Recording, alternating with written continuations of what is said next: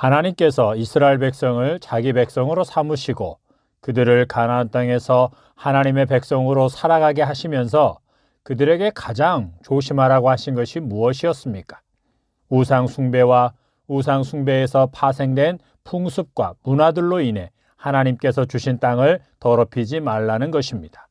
그리고 말씀보다 신비적인 것이나 미신적인 것들을 쫓는 것은 하나님께서 가증히 여기시는 것으로서 그런 자들을 죽이라고 하시고, 유언비어나 거짓말로 다른 사람을 모함하는 자들과 부모에게 순종하지 않는 패역한 자녀도 죽여 하나님께서 주신 땅에서 그런 악을 제거하라고 하십니다. 한마디로 하나님께서 주신 삶의 터전, 곧 지역교회와 가정교회, 그리고 성도들의 모임을 더럽히지 말고 그 가운데서 일어나는 모든 악한 것들을 제거하여 거룩하게 유지하라는 것입니다. 하나님의 백성은 육체의 욕심을 따라 사는 자들, 땅에서의 삶을 추구하며 사는 자들과는 다른 삶을 살아야 하는 것입니다. 하나님의 백성이 하나님께서 주신 삶의 터전에서 하나님의 다스림을 받으며 말씀대로 살아야 하는 것은 무엇 때문입니까? 이스라엘 백성의 경우에는 가나안 땅에서 하나님의 백성으로 하나님의 보호와 인도하심을 받으며 오래 살기 위함이었고, 오늘날 그리스도인들의 경우에는 하나님 나라에서 영원히 살기 위함입니다. 오늘날 설교자들이 교인들로 하여금 예배를 드리고 기도하며 헌금과 전도와 선교, 봉사와 섬김 등의 열심을 내게 하기 위해 어떤 말로 동기부여를 하고 있습니까? 그런 일에 헌신하고 열심을 내는 자가 땅에서 하나님의 복을 받아 누리는 자가 될 수 있다거나, 하나님 나라에 가서 상급을 얻으려면 그런 일에 열심을 내야 한다고 말하고 있지 않습니까? 그런데 말입니다. 그렇게 열심히 헌신했는데 천국에 들어가지 못한다면 그 모든 것이 무슨 소용입니까? 우리는 이런 일이 얼마든지 일어날 수 있다는 것을 인정해야 합니다. 교회가 시작된 이래 그런 자들이 수없이 많았다는 것도 인정해야 합니다. 하나님께서 이스라엘 백성을 자기 백성으로 삼으시고 그들에게 가장 중요하게 요구하셨던 것, 평생토록 항상 힘쓰라고 하신 것이 무엇입니까? 서두에서 말씀드린 대로 개인적으로, 공동체적으로 거룩하라는 것입니다. 사람이 거룩해야 하고 그들이 모여 사는 사회가 거룩해야 하는 것입니다. 개인의 삶과 공동체의 삶 속에서 모든 악한 것, 죄악된 것들을 제거하는 것입니다. 그리고 삶의 세세한 부분까지 하나님의 말씀대로 순종하는 것입니다. 그것은 오늘날 하나님의 자녀로 부르심을 받은 모든 그리스도인들에게도 동일합니다. 베드로 사도는 소아시아 여러 지역에 있는 성도들에게 마음의 허리를 동이고 근신하여 예수 그리스도께서 나타나실 때에 너희에게 가져다 주실 은혜를 온전히 바라라고 하면서, 너희가 순종하는 자식처럼 전에 알지 못할 때에 따르던 너희 사욕을 본받지 말고 오직 너희를 부르신 거룩한 이처럼 너희도 모든 행실에 거룩한 자가 되라.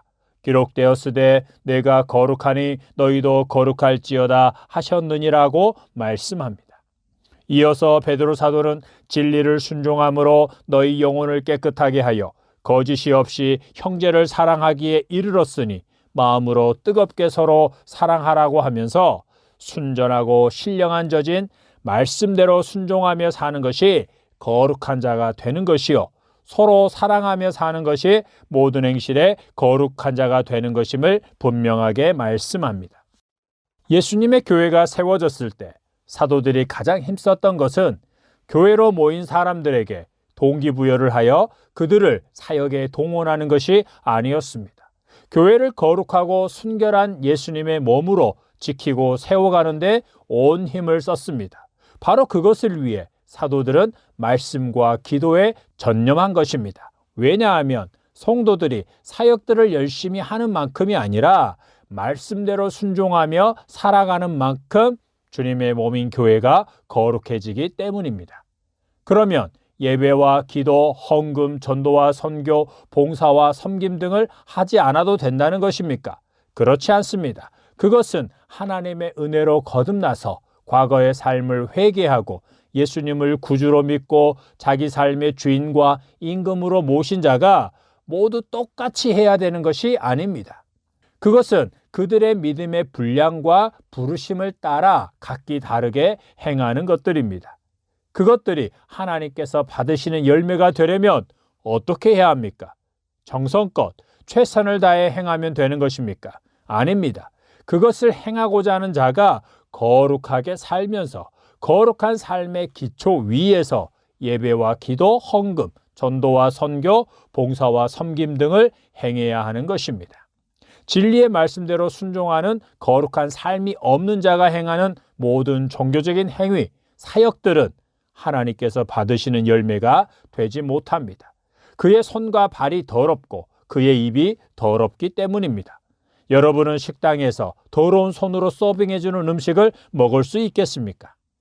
하나님께서 이스라엘 백성에게 삶의 세세한 부분까지 말씀하신 것은 하나님을 알지 못하는 자들, 자기가 주인이 되어 사는 자들, 우상 숭배하는 자들의 풍습과 문화, 그들의 가치관을 하나라도 받아들이지 못하게 하기 위함입니다. 그 모든 것들로부터 구별되어 말씀대로 순종하여 살아감으로 자기 백성을 통해 하나님이 하나님이심을 나타내게 하기 위함이었습니다. 말로나 구호로 하나님을 전하는 것이 아니라 다르게 사는 것을 통해 하나님을 전하는 것입니다. 오늘날 옷은 예전과 달리 많은 연령층에서 남녀의 구분이 사라지고 있습니다. 청소년과 청년들의 옷의 경우는 평상복의 대부분은 남녀 공통입니다. 그런데 하나님께서는 남자와 여자의 의복을 분명하게 구분하고 있습니다. 남녀가 옷을 같이 입는 것은 하나님께서 가증하게 여기시는 것이라고 오늘 본문에서 분명하게 말씀합니다. 그것은 단순히 옷만의 문제가 아닙니다. 예로부터 옷은 그 사람의 정체성을 말해주는 것이었습니다. 하나님께서 남녀의 옷을 말씀하신 것은 하나님께서 사람을 창조하실 때 남자와 여자를 창조하시고 각자에게 구별된 정체성과 역할을 주신 것을 염두에 두신 것입니다. 세상과 세상의 문화가 남녀의 차이를 없애고 그것을 구분하는 사람을 비방하고 매도할지라도 하나님의 자녀요 그리스도인은 하나님의 창조의 질서를 따라 살아야 하는 것입니다. 또한 결혼 전 성적인 순결을 지키는 것이 비웃음의 대상이 되고 결혼한 이후에도 이성 애인을 사귀는 것이 더 이상 부끄러운 일이 되지 못하는 시대, 성적 자기 결정권이 인권으로 존중받는 시대가 되었습니다. 그러나 하나님께서는 이스라엘 백성들에게 그들 중에서 음행하는 자, 순결을 지키지 않은 자, 부부의 성적인 순결을 깨뜨린 자들은 반드시 죽여 백성 중에서 그 악을 제거하라고 하십니다. 그것은 예수님을 믿는 믿음의 공동체 안에, 교회 안에 그와 같은 자들이 있다면 그들을 쫓아냄으로써 그들에게 죽음을 선언하는 것으로 이어졌습니다. 그들을 쫓아내므로 예수님의 몸인 교회에서 악을 제거하고 교회를 거룩하게 지키는 것입니다. 하나님께서 죄인인 우리를 구원하여 자녀로 삼으신 것은 이 땅에서 새 에덴의 삶, 곧 하나님을 절대 주권자로 모시고 하나님의 창조 질서와 모든 말씀대로 살다가 영원한 하나님 나라에 들어가는 자가 되게 하시기 위함입니다. 그러므로 우리는 세상에서 살되 세상의 것들과 섞이면 안 되는 것입니다. 세상 임금을 모시고 사는 자들의 삶의 방식을 따라 살면서 하나님을 섬기고 있다라고 말할 수는 없는 것입니다. 예수님을 주인과 임금으로 모시고 사는 그리스도인들은 세상으로부터 비방과 매도를 당하게 되어 있습니다. 고난과 핍박을 당하지 않기를 원하십니까? 그렇다면 예수님을 믿지 않으면 됩니다. 그냥 종교인으로만 머물러 있으면 됩니다. 만약 예수님께서 3일 뒤에 다시 오셔서 모든 사람들을 심판하신다면 여러분은 오늘 무엇을 하시겠습니까? 아니, 3일 뒤에 여러분이 죽는다면 오늘부터 무엇을 하시겠습니까? 저는 말씀대로 살지 못한 것이 있는지 나의 삶을 꼼꼼히 점검하면서 그것들을 회개하는 시간을 가질 것입니다. 3일 뒤에는 저의 영원한 삶이 최종적으로 결정되기 때문입니다. 무엇보다도 거룩하게 살기를 힘쓰십시오. 하나님의 은혜가 있기를 축복합니다. 아멘.